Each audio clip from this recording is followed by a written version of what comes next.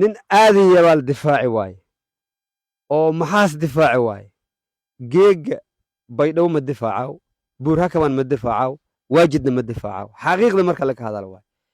shacabka digili mirfle khaasatan reer digil dhulka kiigin yaa lahan socda isigna ma ka warqabtaan runtahoo laka hadalana soomaaliya wacdiga geega una ka jirna reer koonfur galbeed ho una anna waayo wacdi aad u duwan waaye sababtoo ee wal nin dowladeeyahay qabiil ahaan iyo haddana ninka adeegsidahay qodobka labaadna horta ay mahad celiye marka ugu horreysa rag badan oo saaxiibaday ee ka horreeya madaxweyne cabdicasiis xamar madian ha ku tabaay oona baydhabo kooyay ilaa aan xarunta inta kooya loo warqabi saacadba saacadda anka dambaysta iyaa lakula hadida inta roogta may xaaladda ee may aan baahanta li araay horta iideedan kumaasantin taas may farriin indireen marka shacabka digili mirfle khaasatan reer digil dhulka kiigin yaa lahan socda isigna ma ka warqabtaan xasan sheekh sharciyad saddexaad waddankan hoos an hele dhulka kiigin ahan socda beero boosaska xoolihiina lahan socda waayo shaati dowladeed iyo xilligaas isticmaalahaaya awoodkoo reebaasna male ho aragtida hadda ada diidda is abaabullo naf i maal ag dhigta halganka dhulka kiiga ada difaacata waa xilli dhow waay cudur maduus aragtay yarya iyo la daaweeye hooskii faafa oo guntaseeda mal daaweeye koro xasan horta cudur waay ragga kaloo la shaqeeya oo geega digil iyo miriflahan adeegsidahay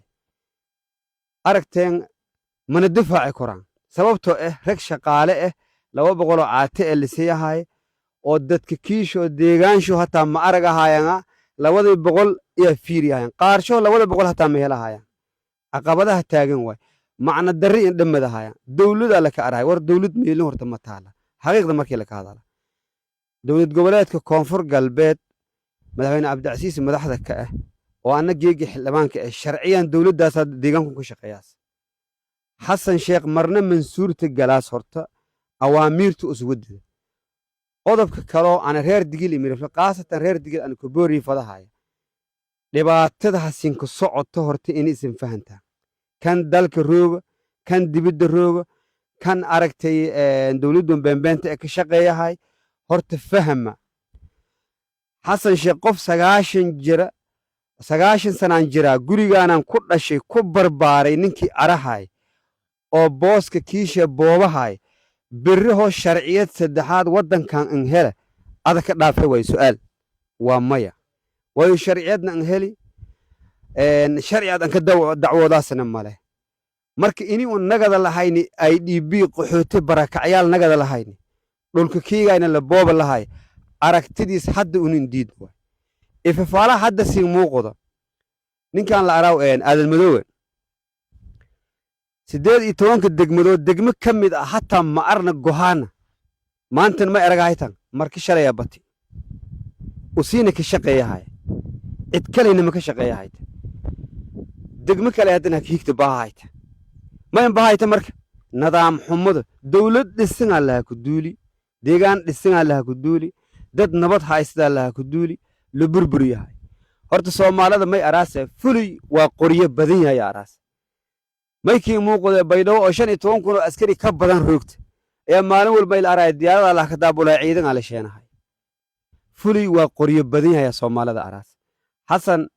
mukuu suurta galayso horta baydhabo walaa adadka damacsanta mabkiin suurta galaas taahon kataba siyaasiyiinta dadka dhaqanka ah dadka aragtay aqliyada saaxiib leh oo digil mirfil daladi halganka la ka qayb qaado naf in maalan horo deegaanka kiigayna lahan socdo barakac inii noo dhiga qaarna dal wal dugodo duurka la geliyo ama xadkabka baxan kuwana la ka shaqaysada intaas la fadahay marka intaas weelo kordhay way su'aal waa maya ma weelana taas meel kale nin qarson un geega ka badbaadaan mani muuqato dhulka kiigayna lahan socdo taas marna ma akhrisadaan mana weelaan taa madii aan ku gudub reer baydhabo ama reer koonfur galbeed Soomaalida ma araase nin aan aragtay ku fureynin iyo ku soo rarin macnaha nin aadaya baa difaaci waaye oo maxaas difaaci waaye geega baydhabo ma difaacaw buurhakaban ma difaacaw waajidna ma difaacaw xaqiiqda marka laga hadalo waay marka taasna fariinga kiin at dad baa may hadda ka dohwaayaan buurhakabi wal difaacee baydhabo horta ogaada baydhabo iyo buurhakaba masiin difaacaw xasan sheekh waqtisheena dhammaadi hadda may ifafaale ee muuqda ciidanka dawladda oo saddexda waqti ku qoodayay waqti kamid ah la jari laba waqti la ka reebay ciidankiisa haydii qaadaday waqti la jari labi la ka reebay marka usiibaba tabar hayta ta labaad reer koonfur galbeedow digile mirifle dadka aqliyadda in saaxibka ah war xasan sheekh damac u soo wadeedi iyo ragga kale shaqaalaha ee handasidii koonfur galbeed in la burburiyo dhulka kiigayna la meegaagado una wadanka kiigayna markii dawladdii Soomaaliyeed dawlad kasto Soomaaliya la hadhis horta na dhibaatayaas lixdankii markii dawladdii Soomaaliyeed Maxamed Siyaad bar wadanka xukumaay wadanka qabiilka ma jiri wasiir bixina ari markaas haddana dadkii lixdankii awaarta dhiisay aynabi iyo og iyo awaarta ka dhiisay dadka meel la ka qaadi dhulka kiigayna la dejiyo kurtuwaarey qoryooley sablaala diisoor deegaanadaas qaar bay dhawiilasheen dadkii awaarta la qaadi ayaa haddana mayla aray dadka kaas ayaa muwaadiniin ah biyo macaana la siiyay qofkii gorodee reer qoryooley 45 kilomitir ceelki jeebay biyaha la ka qaaday duleedka degmada qoryooley tuulo ka taal ayaa la jeeyay dadka deegaankaas qaxootiga linshaani biyo macaana la siiyay dadka wadaniyiinta ee dhulka deganaya iska bixiyaan dawladda naf imaal aan xuray aan shurbihi aayana walna mal siina una dulmi dawlad Soomaaliyeed tan manin ka horreeyay horta ilan tan may ka duwantee diyaaradaha noo weerartay maalintii baydhabo hagalayti aan roogi may ka aalaasay jilib iyo bu'aali geega qabada hayta dawladda kor iyo hoos la ka weeraray haddana may labaad may hanagtay diyaarada kale F16 iyo B52 yaa ni adeegsidahay diyaaradina noo weerarahay dabaabadiina noo weerarahay deegaankiina roogno duulaan ma an aadan yabaal masaana xamar dhinac kamida misheegada hayna eeler misheegada hayna buluburti rabna ma arahayna dhulka kiigayna iyo duulaan la ka ah marka weelaanay tolowtaas maya ma weelaan dhalinyarada oo inta badan iska warqabno oo deegaankan qaar bay dhaw roogan qaarna aragtay muqdisho roogan qaarna aragtay qoryooli ku sugayaan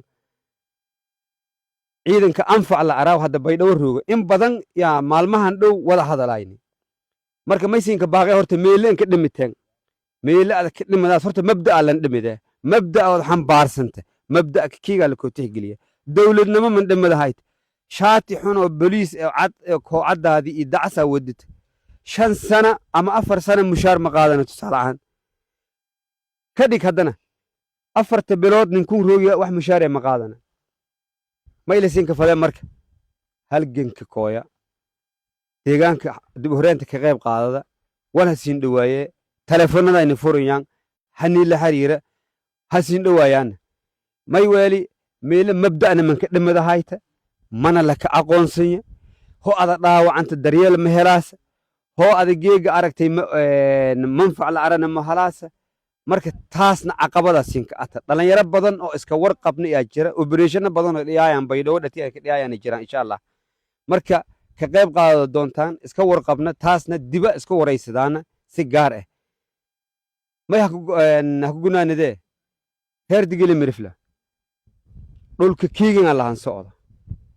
geegan arteen eedina geega xukunka qabsade may lindiidahay arteen ona walaas horta walman aragahayna ona may aragahayna nin muuqode nin dhulka kiigayna xaraashahay oo dadnimada tiidayna xaraashahay yaa nin muuqdo may weeli dawladnimo dhisanta nidaam dhisan oo nabadgelyo la ka haysaday duulaan la ka qaaday diyaarada F16 Allahan qaadi B52 marka may kale nin dhimin may kale na sugahayna